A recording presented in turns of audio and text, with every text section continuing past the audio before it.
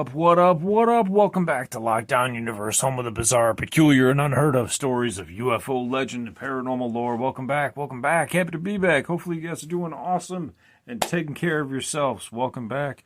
I hope you guys are having a great day and always staying curious. I've been listening to all kinds of different podcasts and listening into all kinds of different stories, ranging from the Lindley Street haunting back in the 80s and 70s that took place in Connecticut.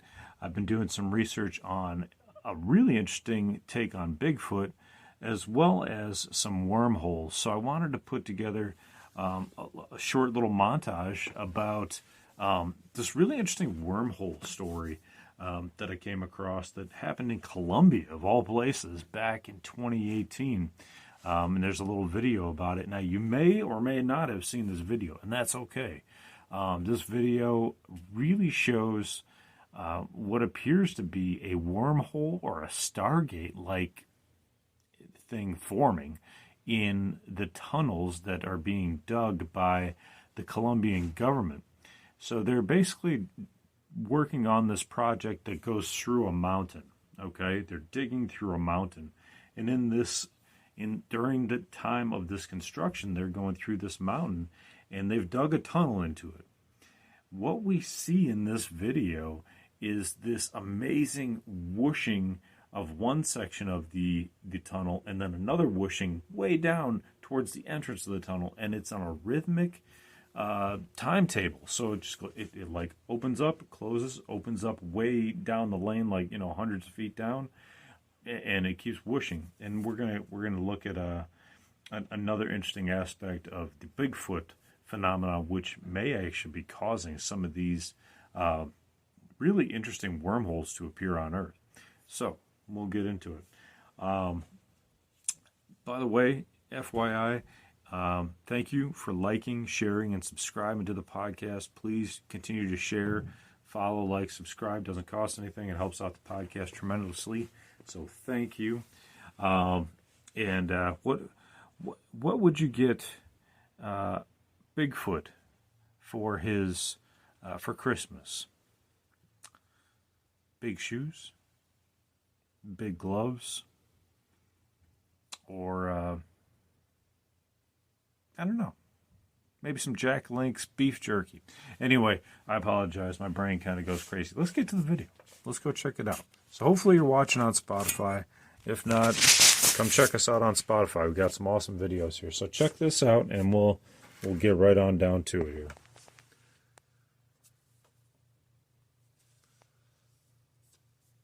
Northwest Columbia, May 17th, 2018. Construction workers are underground working on a government building project. Inside what seems like an ordinary tunnel, something incomprehensible happens. So you can tell there's no water, okay? These guys are driving, there's no water. What we begin to see almost looks like water, kind of like the event horizon of the Stargate. None of them have ever seen before. Look at this. It's as if the Did you see that? come alive and it's breathing. Look at that. Like you said, it looks like the tunnel has come alive and it's breathing. There's a point here where it starts to breathe and starts to lift up what appears to be dirt, dust. I'm not 100% sure, but it is really bizarre. And then way down towards the entrance, another portion opens up. It's almost as if the entire cave is being tested for a wormhole, or something's trying to come through. The tunnel seems to move as a cloud, repeatedly and very suddenly, appearing and disappearing. Workers who witness it are terrified, including Juan Antonio Sanchez. La tierra empezó a rugir, como de un león. Eso produce The mucho ground temor started porque to en cualquier roar momento uno creía que like the el sound of a túnel se podía lion, derrumbar o que podía. and it seemed like the tunnel would Nos temimos mucho por collapse. nuestras vidas. We were very scared. We were scared for our lives. So here we see the tunnel again. Pulsing energy baffles scientists. There's also this booming sound that's associated with it. Is this dangerous? Is the whole thing going to collapse? What the hell's going on here? Physicist Chad Orzel reviews the footage and considers an incredible theory.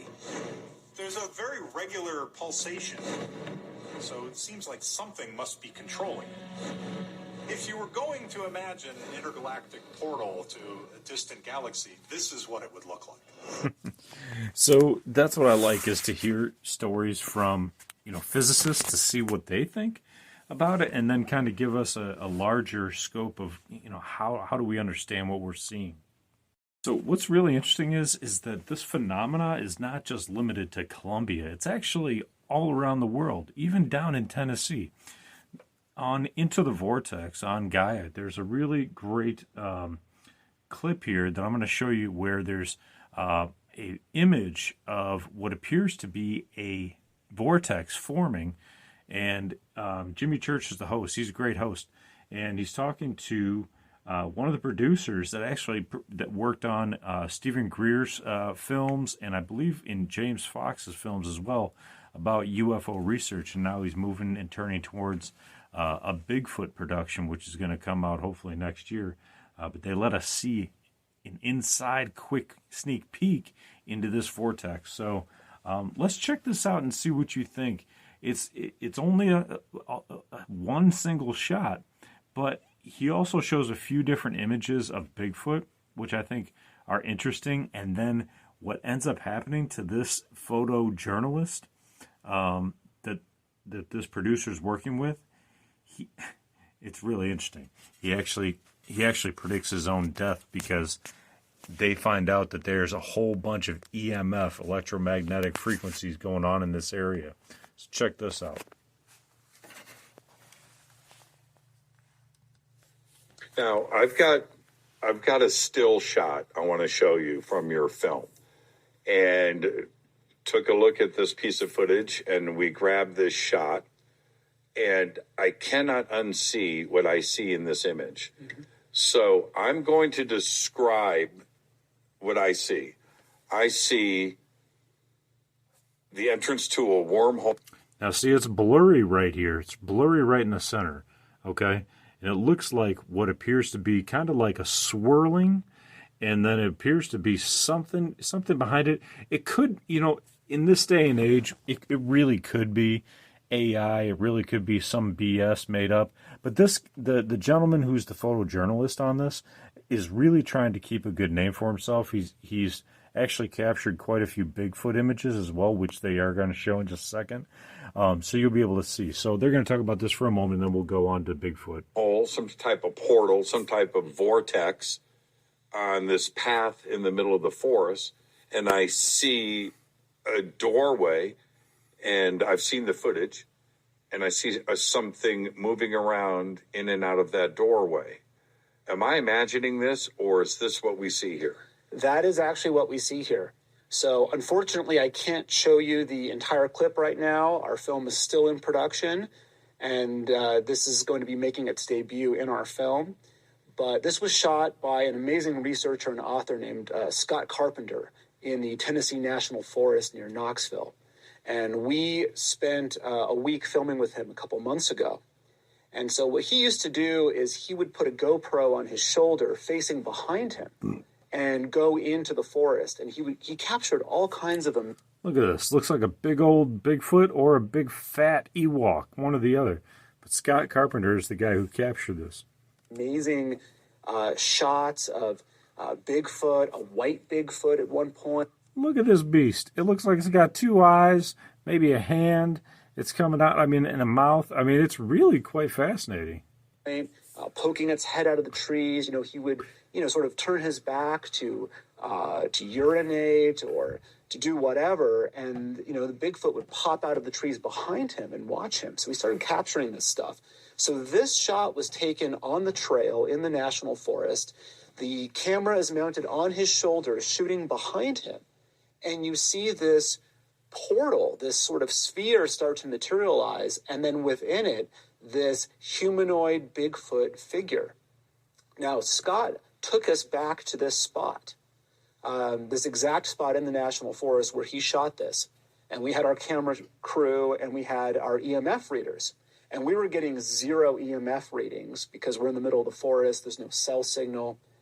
When we got to the exact spot where this portal appeared, the EMF reader started going berserk.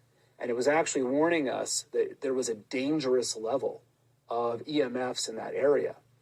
And Scott, unfortunately, made a joke at the time. He said, well, we'll see if I drop dead in a week. And tragically, he passed away about a week after that from a brain hemorrhage. I'm not saying it's connected. It was just a creepy coincidence. What? This guy's been recording Bigfoot. He's been recording portals. And then all of a sudden, out of nowhere, he says, wouldn't it be weird if I just dropped dead in a week?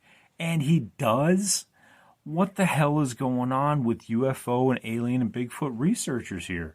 We have guys dropping dead left and right. Phil Schneider. I mean, you got Chris Carpenter. You've got a whole bunch of people who are visited by the MIB only to be terrorized by them and killed later. This is an ongoing multi-decade, conspiracy that has led to many deaths, like Anna Paulina Luna said, who's the representative investigating these cases, that these people are being threatened or are being killed. So this is a humongous problem, a humanitarian problem, and an alien researcher problem. It's oftentimes that I feel like I'm putting myself out there, as being, a researcher and also, a vocal advocate for this. And you never know. You never really know. But I think that with, guys like Scott Carpenter, guys like, the producer here, and Jimmy Church and people who are making these amazing documentaries and podcasts or episodes here, they're doing the good work. They're doing the research. And then we get these videos from Colombia where we see these wormholes being discovered. And it has to make you wonder, right? Like movies like Interstellar, movies like Stargate, are these portals being created, by an alien presence, or are they a naturally occurring presence where we can go into them and go into some other timeline? We've heard stories about pilots who have flown into strange constructions in the skies that look like wormholes, and when they fly into them, they find themselves hovering over airports that have planes that haven't existed for 50 to 70 years. And even some pilots who have landed in those airports and then talked with some of the workers, and they're all dressed in 50, 60, 70-year-old attire, talking in totally, different timeline and saying, yeah, this is the 1950s, this is the 1960s, what are you doing here? What kind of plane is this? And then the people take off, the pilot will take off again and find the same wormhole and come back. It might be a naturally occurring event, or it might be an occurrence where a Bigfoot or an alien are creating these wormholes from their dimension into ours. One of the interesting things that this particular producer talks about is that there have been many Bigfoot sightings and engagements where people have seen Bigfoot face to face, and then they've simply disappeared. They've simply disappeared right in front of the people's eyes. The gentleman's name is he's a director, Michael Mazzola. So he's tracked Bigfoot from Alaska to Arizona and Tennessee with a camera crew as they're making this video or this movie, and they're just interviewing folks. I mean, they're talking about people who have seen Bigfoots dematerialize right in front of them. Is that a wormhole? Is that creating something? I mean, they must have technology to do it, or they just have the psionic capability to do it. He also talks about how people have been videotaping Bigfoot, and they'll go behind a tree, and the people will be watching them, and as soon as they go behind the tree, boom, they disappear. I mean, it just makes you wonder if there's not just certain species that have the technology to create these wormholes, or if they're simply using some sort of natural methodology to create these wormholes. Lots of people are aware of the Tibetan monks that have claimed to be able to move humongous stones simply by creating kind of like a half crescent moon around whatever they want to move, and utilizing their specific type of musical instruments to create a specific frequency that allows, after 10 minutes of playing or something, to be able for them to move these humongous stones anywhere they want. If that's the case, then they're harnessing a natural frequency to move a humongous object. If they can harness that kind of technology or that kind of capability with simple instruments, what could Bigfoot or another species create utilizing similar harmonics or similar natural occurrences that we just aren't yet aware of, and we don't have the science and the technology to figure it out yet? That might be something to look at. But we do have these videos now from Colombia, from Tennessee, from all around the world, from different portals. Now, again, there is AI out there, but the people that are coming forward with these videos seem to be honest. They seem to be telling the truth. They seem to be scared. And it's Colombia, for God's sakes. It's not the Silicon Valley. It's not even America. It is just, simple people that are working on, creating a tunnel in a mountain. And who knows? I mean, it's like the podcast that I've been listening to with, the hauntings that have gone on and things like that. If you believe in that sort of thing, there's powers out there that we just simply don't understand. And if there's a wormhole or a portal being created in the middle of a mountain, it might just be some sort of strange energy or even an ancient energy, left behind by some creator race or, a current race that maybe we just happen to stumble upon. Keep in mind that a lot of alien bases are built in and tunneled into mountains. What if we just happened to cross them? There have been stories from Richard Doty, who's part of the Air Force Office of Special Investigations, who stated that they've sometimes just stumbled upon alien bases, or small alien enclaves where they had like a small lab in a mountain, and not even a full base, but a small lab, and they just happened to stumble upon them by accident as they were digging or as they were working on something, or maybe somebody reported seeing an alien in one of these caves that they were working on, so he went down there to go check it out. I've done a podcast on that if you'd like to check that out. So a lot of these stories really make sense when we're talking about portals, when we're talking about vortexes, and when we're talking about possible stargates and wormholes and all these theories that, go back to the time of Einstein and the Einstein-Rosen bridge, and folding a piece of paper on top of itself and creating a wormhole to travel right through it. Our understanding of time and space have been reported to be wrong by many, many individuals as well as aliens. So our complete understanding of it really needs to be changed and really needs to be refocused so that we can really understand what we're doing here. We think we know what we're doing. We think we have, we have clocks and watches and cell phones that keep time, but time itself really is a lot different than what we think it is. And space can be folded, and space can be manipulated as well. Just think about light and how it bends around a cup. If you have a little pencil or a paintbrush in it, it bends the object's appearance. So something as simple as a cup of water with a paintbrush in it can create an illusion that sometimes we can't comprehend, at least maybe not 1,000 years ago. So anyway, guys, I hope you enjoyed the podcast. I hope you guys are taking care of yourselves spiritually, physically, emotionally, following through on your hobbies and your goals and your dreams. Please like, follow, share, subscribe. I really appreciate you guys listening in. And just, I want to give you guys something to chew on, just a little nugget that can take you through your day, and you can talk about with some coworkers or friends and family that might be interested. I used to work with a bunch of people who used to love just talking about alien stuff. So hopefully these nuggets give you something to chew on and talk to your coworkers or talk to your friends with. All right, guys, have a good night. Take care of yourselves. Follow through on your hobbies and your goals and your dreams. And as always, continue to question the universe around you. Lockdown Universe out. Peace.